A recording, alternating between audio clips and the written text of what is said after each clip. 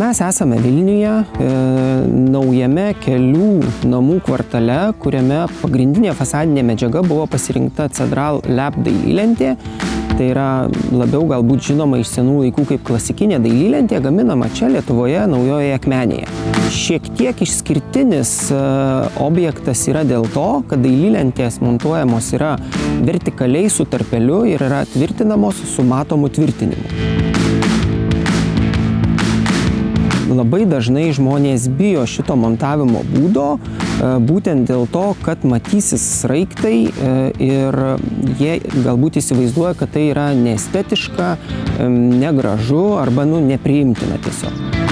Bet vystytojas pasirinko būtent šitą montavimo būdą, tikrai gražu, tvarkinga, estetiška ir šiek tiek kitaip.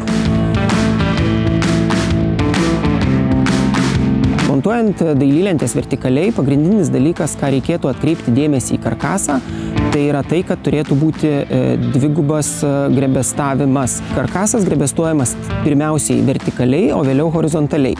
Kadangi dailylentės privalo būti montuojamos ant vėdinamo, ventiliuojamo fasado, dėl to būtent ir reikalingas dvigubas grebestavimas. Kadangi vertikaliai tvirtinamos dailylentės yra prie horizontalių tašų, o jeigu tik tai panaudosime vieną grebestavimą, vėdinamo fasado nebus.